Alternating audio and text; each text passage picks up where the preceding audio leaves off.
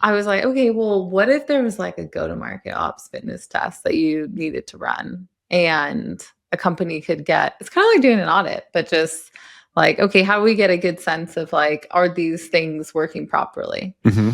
Um, and so I did that. I had a little bit of a noodle and I thought, okay, these are some tests that I think would be worthwhile. And for companies of all sizes, I think there could be some tests on here that maybe companies of different maturities would benefit from. Like different tests maybe might be beneficial for them, but I try to keep it more to what most companies would. Okay. So, well, actually, could you guess? And you may have already read. I the read your newsletter. newsletter, Oh, so okay. I know. Okay. Although I might have forgotten a few, but Yeah. All right. Well, the first one, I feel like this is the test that we suggest people do all the time anyway. Mhm. And that would be like the inbound lead test. So I want to go through like how to perform it, but essentially I would say take like 2 test leads. I honestly wouldn't do the 2 test leads sometimes because if you have a good enough program for your inbound leads, if it's a junky test lead, or your own, like it's going to get filtered out. If anything, do that and make sure it does get filtered out. But I would actually take real life leads, like take one from like a contact us recently, and then take another one from like an offline channel, and then dive into like what happened to them. Did they hit a sync error? Did they make it to CRM in a timely manner? Did they get routed properly? And did they go through all the processes that you expected them to do before all that? The reason why I like offline and online is sometimes things are just optimized for online channels, and like, but also you want to optimize for online channels. In some ways, those offline channels, most of the time we're optimized for online, not offline. So offline channels usually require list import, and there's so much like error that can happen there. There's a So lot of steps for people to follow that they often don't follow perfectly. yeah, and then also like the list size is large and you might hit sync errors because of that and stuff like that. So if anything, find like an attendee list or something and pick one of those people because it's likely you could see some there. So yeah, and we call this like we usually talk about speed to lead. So the time factor really makes sense, especially for contact us, but really just like what is that effectiveness? And also you can see sync delays. So do you have sync delays to your CRM?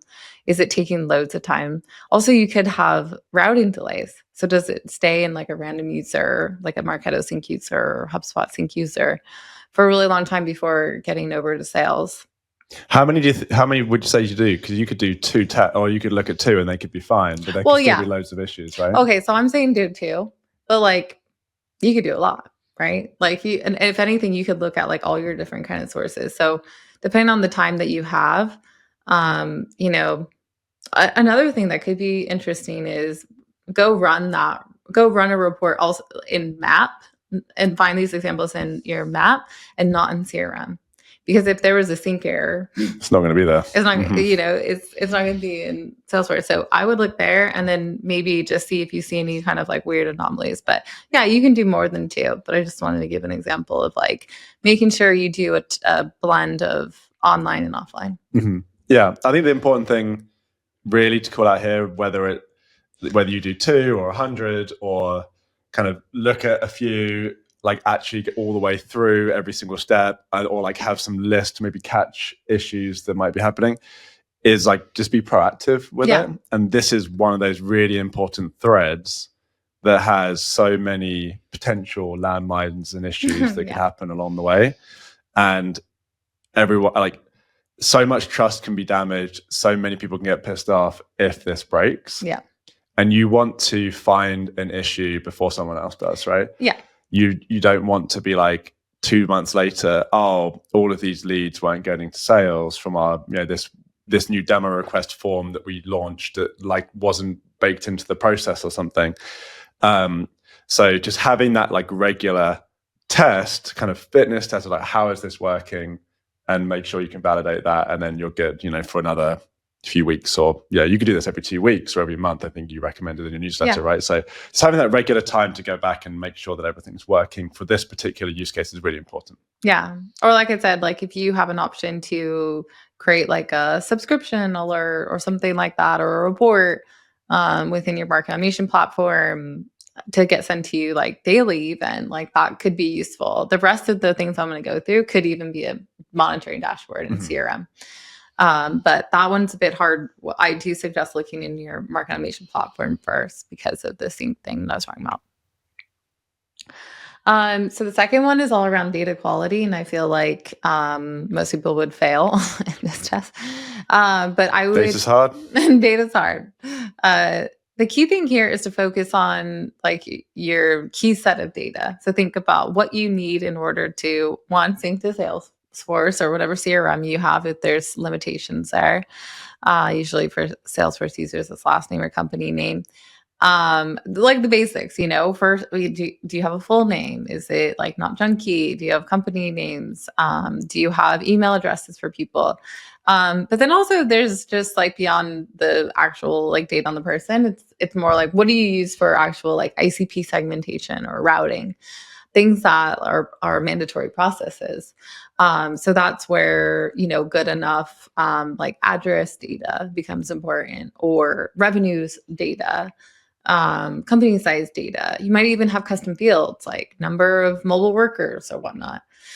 And maybe you need third-party tools to help get you that data. And you might be using an enrichment tool. Is that having errors? Like we've gone into systems, people are like, oh yeah, we have enrichment turned on. And we look at it, it's been getting errors for months, So just making sure that you check that. And then like I said, anything that's being used for or is mandatory for scoring and routing, if you don't have any of that, you're not routing properly, you're not scoring people properly. And so those systems get broken. So it's simple.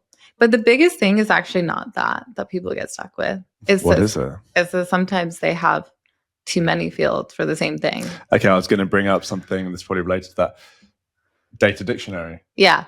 I think one of the things that if you don't have a list of all of your key fields, go create one now, because start creating a data dictionary. And in the data dictionary, what you need is Google Sheet, whatever. Each row is a field. Each field has the purpose, the API name, the label, etc., what it's used for. Just get that down on paper, because most people listening to this, you probably have like 5 industry fields and 3 status fields and 12 phone number fields and all of this stuff. And like, anyone new starting or anyone, in different teams that isn't kind of like managing any of those particular fields may use the wrong field. So like you might be like, okay, well, I'm enriching industry, segment custom field, but then our RevOps team who's doing the routing is using, industry whatever field. And like now you're enriching that, but it's not being used here. So going through kind of the first one you talked about with like the inbound process, going through that and thinking about what are the fields that are being leveraged in all of these automations all the way through.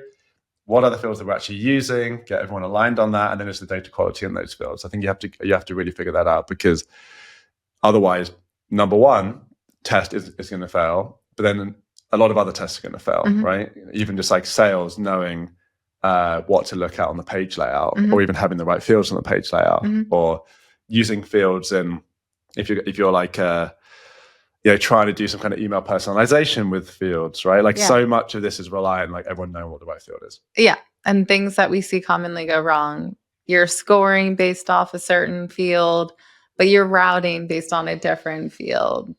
You're running, like you said, your reports on one field, but you're doing your segmentation for your campaigns on another. You are using one account tier field in Salesforce, and someone created a duplicate like kind of field to track that in marketing automation platform.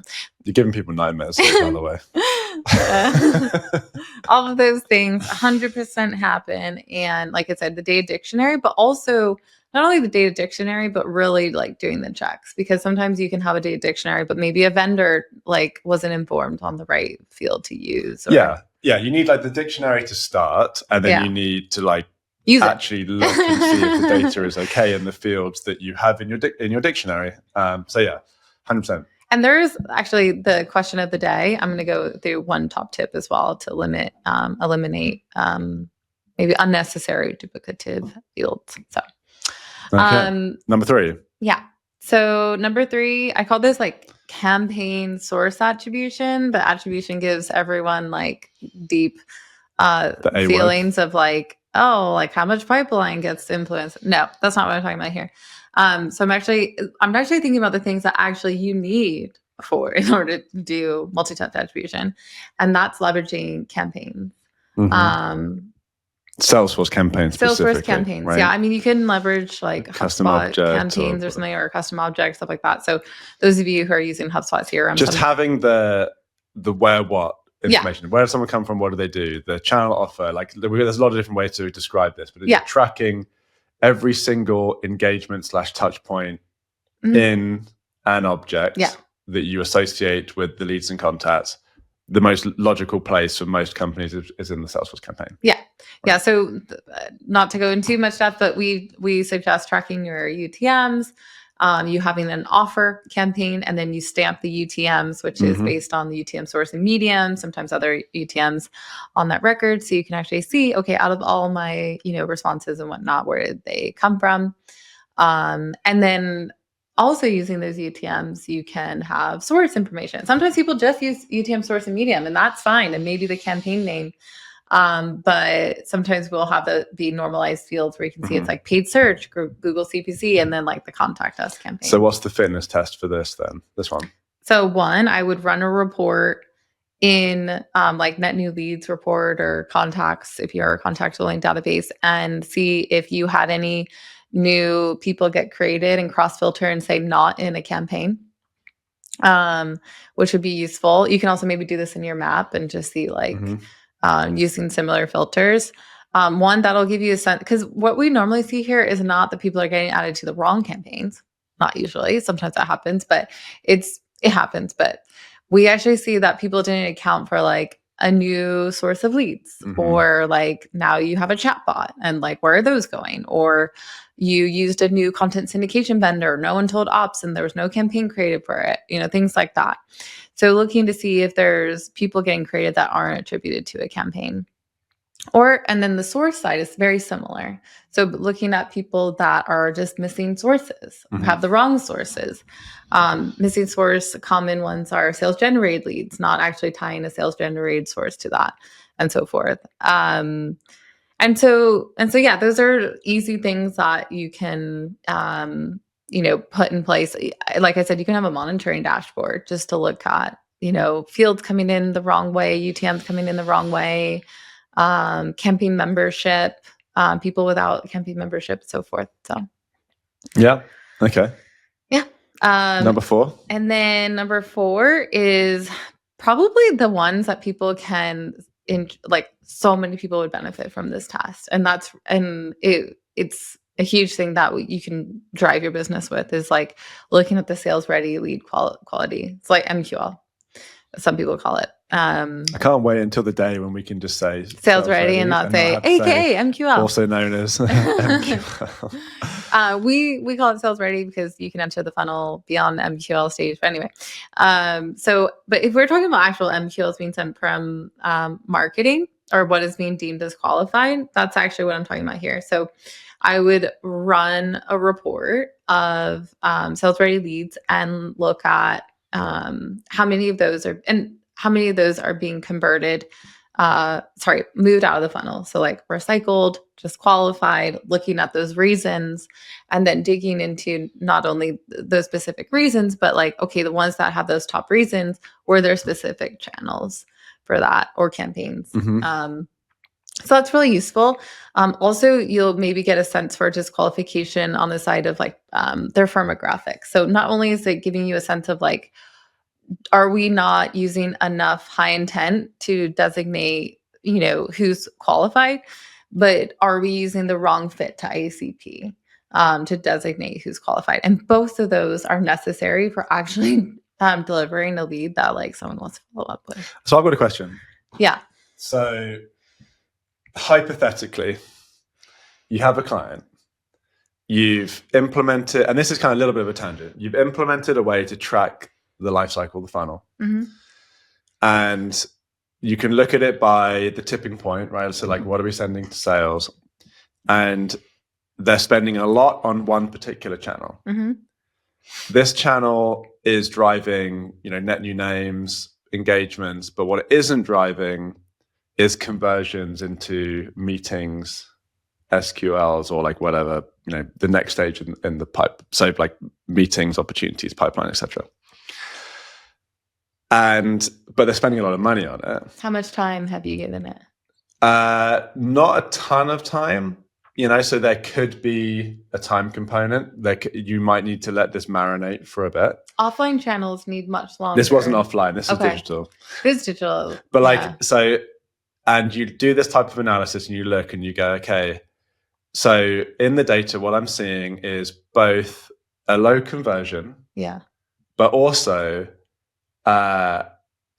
that part of that low conversion could just be that sales reps, like when we look at those recycled reason, the sales reps, a lot of them are just, we set up automation to be like, hey, sales rep hasn't tried to engage with this person for 30 days, just auto recycle them. That's the primary reason. Yeah. Now, would you say that is, and I guess it's very nuanced here and you probably have to figure it out for each individual company, is it a problem that you would solve on the front end with maybe the channel that is driving the leads? Or is it more of like the SDRs follow up? Or is it both? Because part of you goes, okay, well, maybe the reason why SDRs aren't trying to engage with them and just letting them die is because they're also really early and low quality. Yeah. And I know we've got kind of a perspective that really you should just be sending mostly just hand raisers to sales. Yeah. These definitely aren't hand raisers, but the company's like very invested in it. So like, how do you navigate that? Well, I would look at the people that they're generating from those channels because... No, I know, you definitely look at them, but how do you navigate like, okay, well, it's probably like you're sending these too early for sales, but the company's spending a lot of money on them and they want to send them to sales to try and get instant results, right? So but then they're not seeing those results. So this is where it might be useful to think like, okay, do we need to run like a program that like we don't even involve sales to do some of that qualification if you're worried about it? So like sometimes you can run those into like a specific like nurture sequence or automated cadence or something like that, where it doesn't require someone to literally like personalize the emails and so forth. I would have that be, even if you're going to do that, you need to make sure the content like matches that persona and the pain points and stuff like that to make it worthwhile. But if sales is saying, hey, we actually don't really want to follow up with those, like we just want to work our target accounts or our named accounts or whatnot, or hand raisers, like we just want slam dunks, we don't want to nurture, then like you need to have that conversation. You need to say to them, and then marketing needs to make the best decision and be like, okay, well, should we just bypass the SDR and see if we actually can get responses without an SDR? If you can, then maybe you can find, are there like certain personas that are responding more? And then you can show that to your sales SDRs and be like, well, look, my automated SDR nurture thing got 5 meetings. Would you have wished you got those 5 meetings?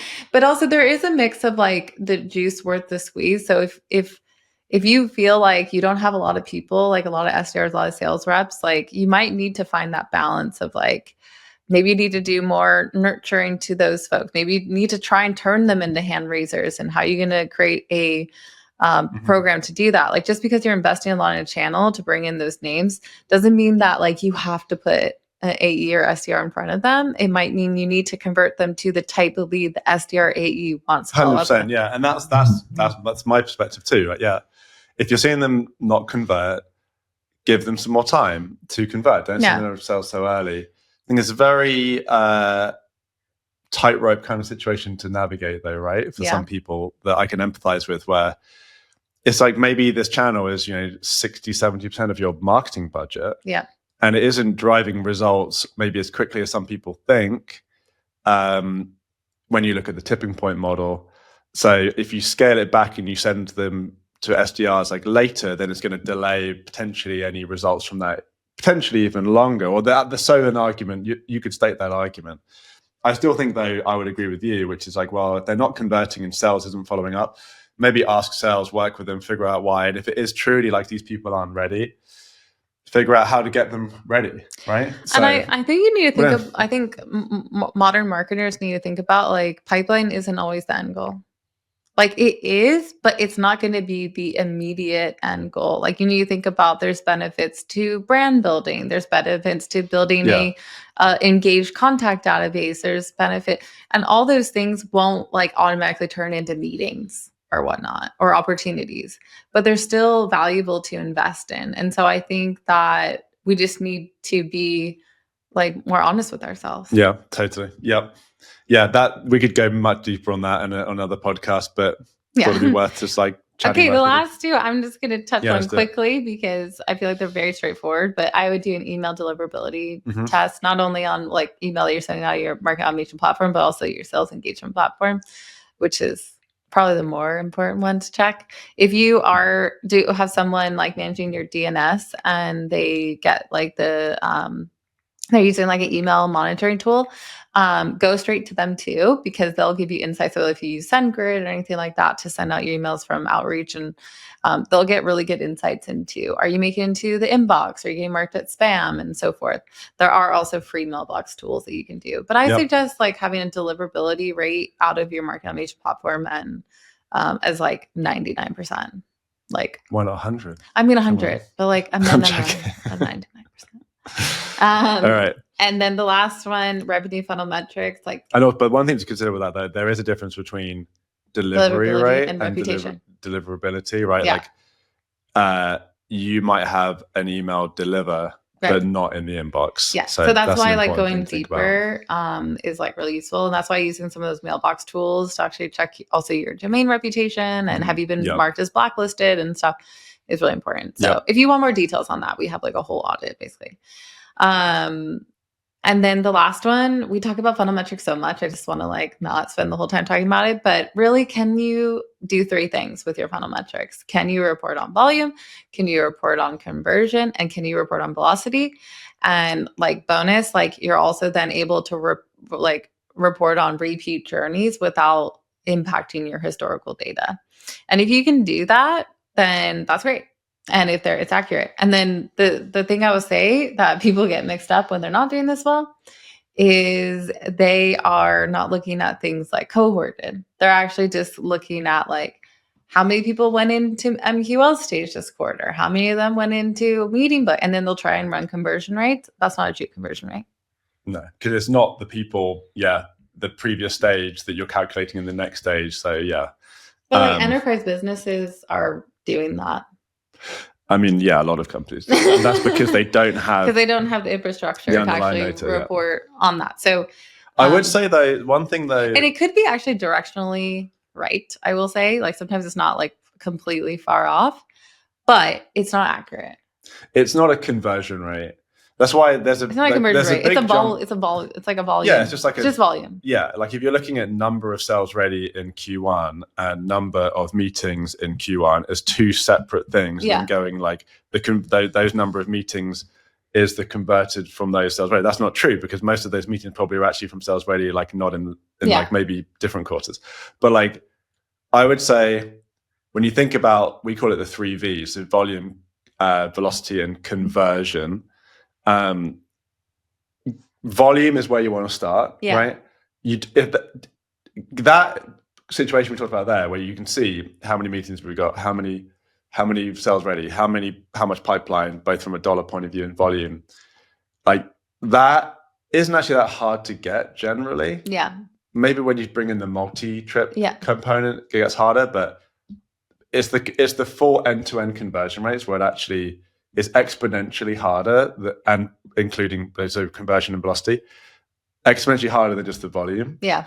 So I think some companies can survive on just volume, and then try and kind of imply conversion rates from that, because the lift to get to like true, proper, cohorted all the way through the funnel conversion rates for some companies can be quite a big lift. Yeah. I do think though you should have it on your roadmap and try and build the foundation. You should be trying to get there. Yeah.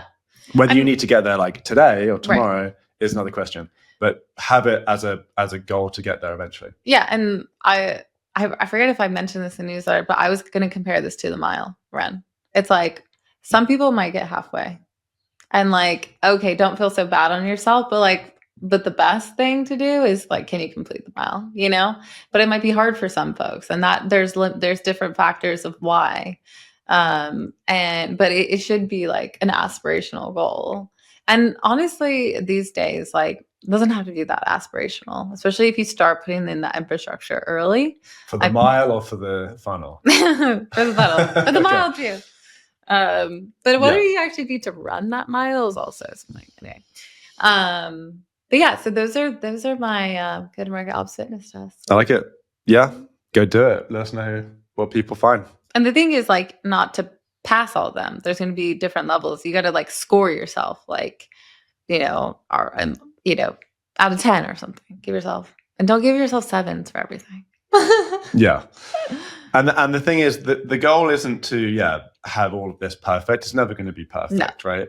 The goal is to make sure that you understand where some of the gaps are, and that you have like a backlog of tasks where you are trying to fix these gaps while also building out the scalable architecture over time. You have a strong roadmap, and the items that you find here go onto the roadmap, and also catching things proactively. Yeah. The last thing you want to be as an ops team is only reactive. You're going to have to react to things all the time, particularly if you're under-resourced, but you want to be able to bake in some time to be proactive and find this stuff, because that's where you build trust with people. Yeah. Don't wait for people to bring Don't let problems. the SDRs find the stuff that's broken first, right? That's going to happen anyway. It's going to happen. Try and limit that as much as possible. Yeah.